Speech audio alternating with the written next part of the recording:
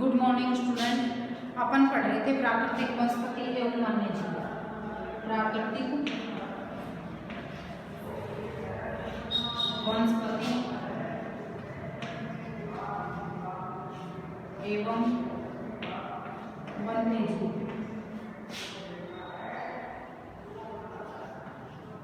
इसमें अपन पढ़ रहे थे वनों के प्रकार पढ़ रहे थे अपन। उन प्रकारों में अपन ने पढ़ लिया था उष्णकटिबंधीय, सदाबहार वन, उष्णकटिबंधीय पर्णपाती वन किन किन क्षेत्रों में पाए जाते हैं। शीतोष्ण सदाबहार वन भी पढ़ लिए थे और शीतोष्ण पर्णपाती वन भी पढ़ लिए थे। अब अगला है शीतोष्ण पर्णपाती वन पढ़ रहे थे अपन। ये देखो चौथा प्रकार है, 3 अपन ने पढ़ लिए थे। अब शीतोष्ण पर्णपाती वन चौथा है, शीतोष्ण पर्णपाती या पतझड़ वन।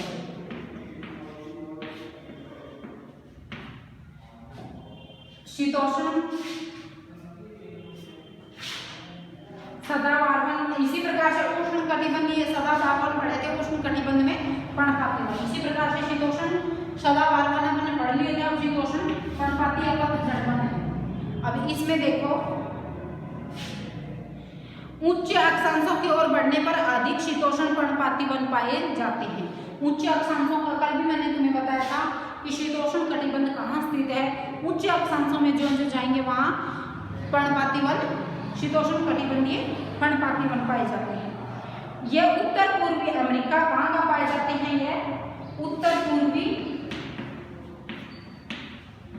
यह क्षेत्र जरूर याद रखने हैं आपको, अमेरिका।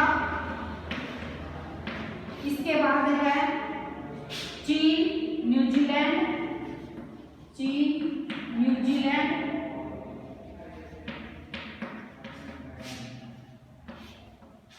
चिली एवं पश्चिमी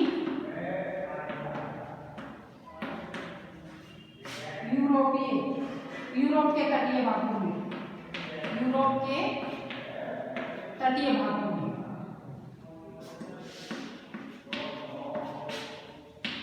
में किस प्रकार के भागों में पाए जाते हैं शीतोष्ण पर्णपाती वन। जो अपन उच्च अक्षांशों में जाएंगे शीतोष्ण पर्णपाती या पतझड़ वन पाए जाते हैं। ये अपनी पत्तियां शुष्क मौसम में झाड़ देते हैं। पतझड़ वाले या पर्णपाती जो वन है वो हमेशा अपनी पत्तियां कब झाड़ते हैं, चाहे वो उष्णकटिबंध हो चाहे वो शीतोष्ण कटिबंध हो। शुष्क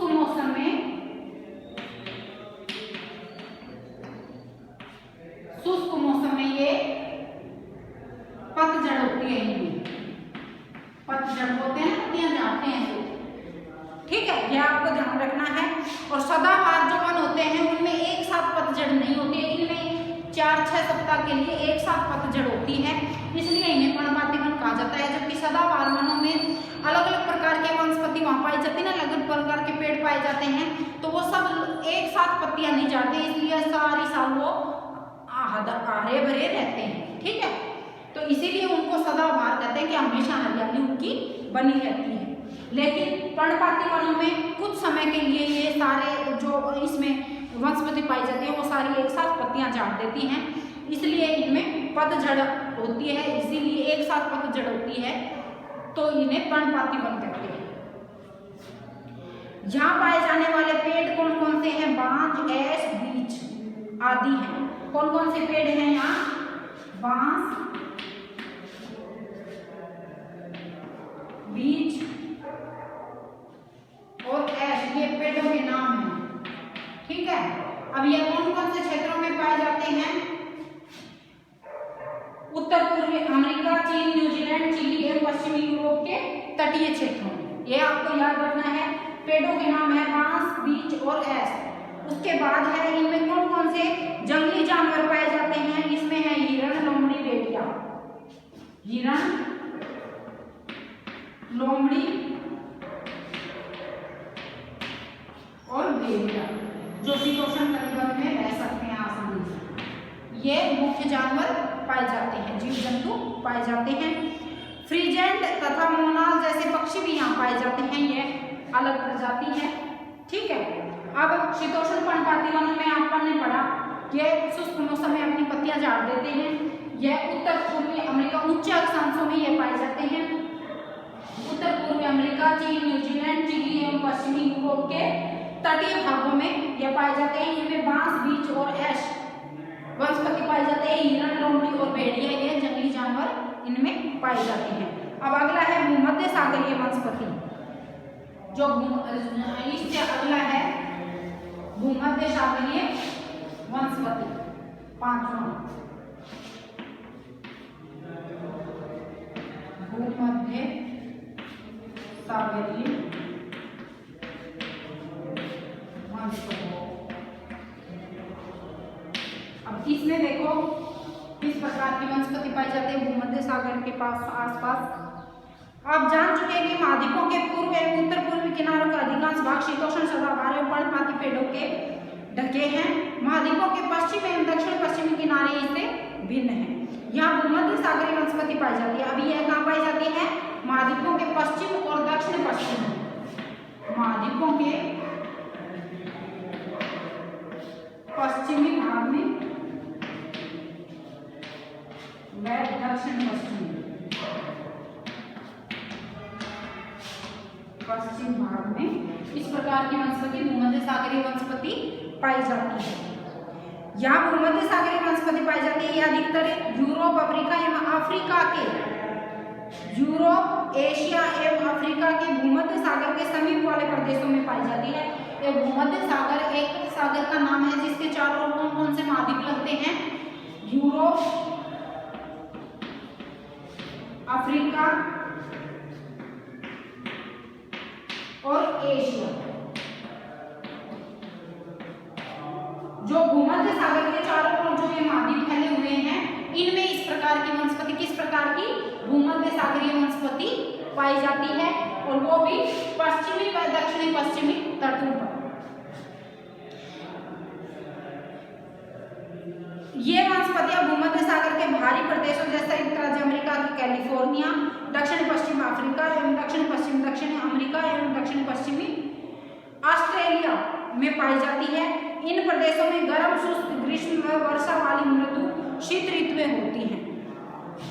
इन क्षेत्रों में आमतौर पर संतरा, अंजीर, जैतून और अंगूर जैसे नींबू वंश के फल पैदा किए जाते हैं। जो खट्टे फल होते हैं वो संतरा, अंजीर, जैतून और अंगूर। क्योंकि लोगों ने अपनी इच्छा अनुसार कृषि करने के लिए यहाँ की प्राकृतिक वनस्पति को हटा दिया है, यहाँ वन्य जीव कम पाए जाते हैं। अब भूमध्य सागरीय वनस्पति है, इसमें वन्य जीव कम पाए जाते हैं, और जो भूमध्य सागरीय लोग हैं जो इनके आसपास क्षेत्र में रहते हैं, उन्होंने जो प्राकृतिक वनस्पति थी उनको नष्ट करके यहाँ संतरा, अंगूर, अंजीर, अंगूर ये पैदा करने शुरू कर दिए, खट्टे फल।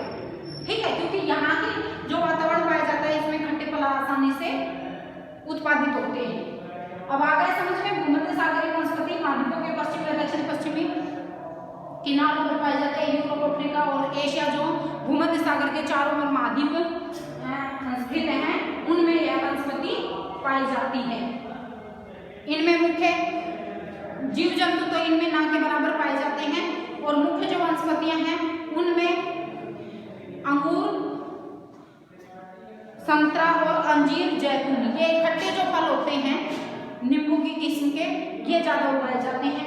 ठीक है, अब इससे अगला है शंकुधारी वन, छठा है इसमें शंकुधारी वन।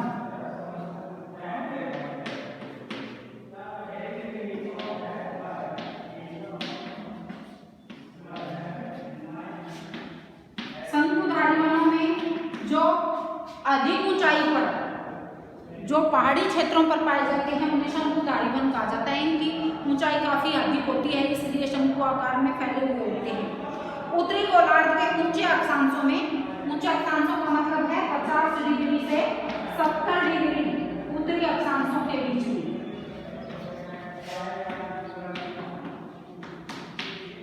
अक्षांशों में शंकुधारी वन मिलते हैं। ये अधिक ऊंचाई पर मिलते हैं, मैंने तुम्हें पहले बताया। इन्हें शंकुधारी वनों को क्या कहा जाता है? तैगा।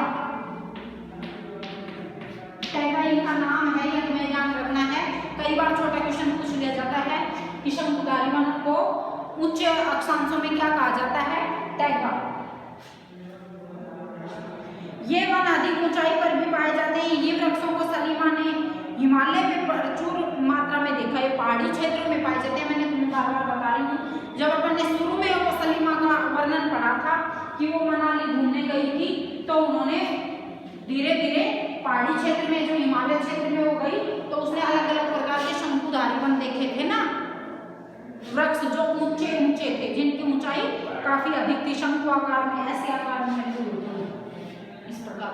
वो चौड़ाई कम होती है उनकी और लंबाई अधिक होती है, उन्हें शंकुधारी वन कहते हैं। ये लंबे नरम काष्ठ वाले सदाबहार वृक्ष होते हैं।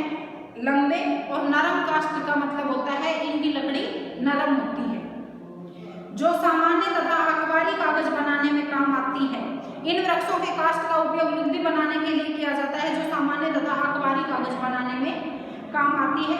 नरम काष्ठ का उपयोग माचिस एवं पैकिंग के लिए बक्से बनाने के लिए भी किया जाता है।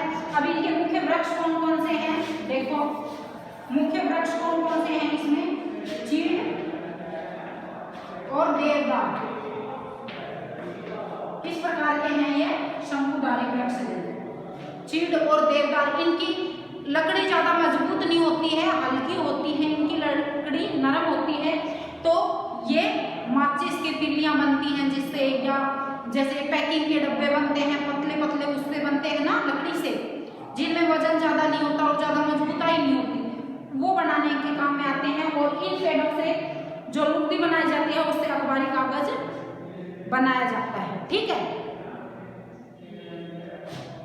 यहाँ सामान्यतः कौन कौन से वो वनस्पति तो अपने पढ़ लिया, चीड़ और देवदार। वन्य जीव कौन कौन से पाए जाते हैं? लोमड़ी, मिंक और ध्रुवीय भालू। लोमड़ी और ध्रुवीय भालू। ध्रुवीय भालू भारी होता है, ये ध्रुव पे ठंडे प्रदेशों में जो रहता है वो भालू। ठीक है, लोमड़ी और ध्रुवीय भालू इनमें मुख्य जीव जंतु पाए जाते हैं। अब देखो, अपन ने वनों के प्रकार पढ़े हैं 6। कौन कौन से पढ़े हैं ये? इनमें आपको मुख्य क्षेत्र देखो, सबसे पहला अपन ने पढ़ा था, आज पढ़े, एक बार को बता देती हूँ मैं पहले। शीतोष्ण पर्णपाती वन, जो शीतोष्ण कटिबंध में पतझड़ वन पाए जाते हैं, उन्हें शीतोष्ण पर्णपाती वन कहते हैं। भूमध्य सागरीय वनस्पति, जो भूमध्य सागर है उसके चारों ओर जो यूरोप, एशिया और अफ्रीका महाद्वीप में जो वनस्पति पाई जाती है उसे भूमध्य सागरीय वनस्पति कहते हैं।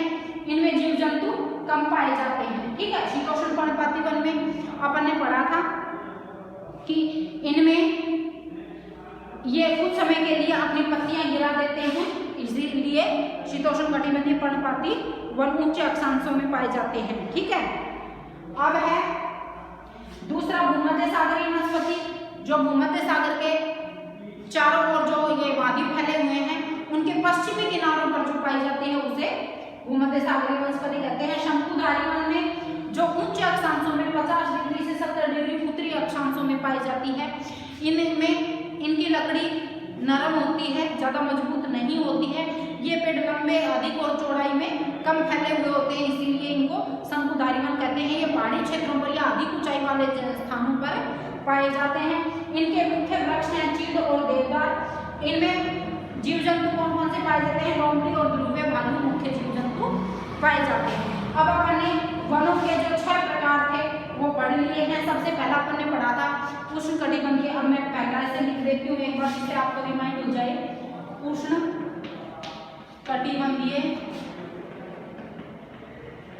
कल पढ़ा था अपन ने कटिबंधीय सदाबहार वन, जो अधिक वर्षा वाले क्षेत्रों में पाए जाते हैं। दूसरा पढ़ा था अपन ने उष्ण कटिबंधीय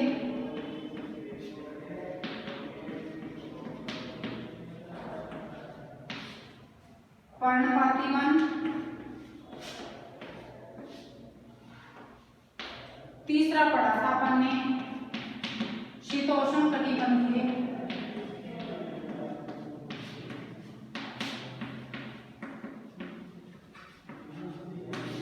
सदाबहार वन,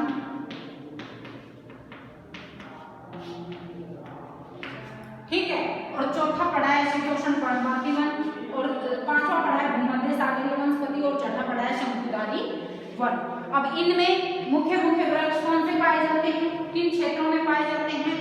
मुख्य जीव जंतु या वन्य जीव मुख्य मुख्य कौन से पाए जाते हैं? ये आपको पहाड़ी क्षेत्रों में अलग प्रकार के रहते हैं, निचले अक्षांशों में अलग प्रकार के जीव जंतु पाए जाते हैं। इसी प्रकार से अब उष्णकटिबंधीय सदाबहार वनों में जो साल अपनी पत्तियां नहीं झाड़ते, इसमें अपने पढ़ा था जो सदाबहार वनों में इनकी लकड़ी मजबूत होती है, जो फर्नीचर और ये बनाने में काम ली जाती है, बिल्डिंगें बनाने में। इसी प्रकार से उष्णकटिबंधीय पर्णपाती वन में भी अपन ने पढ़ा था कि इनमें भी इनकी लकड़ी मजबूत होती है, जो कि ये भारी जो ये होते हैं वो सामान बनाने में।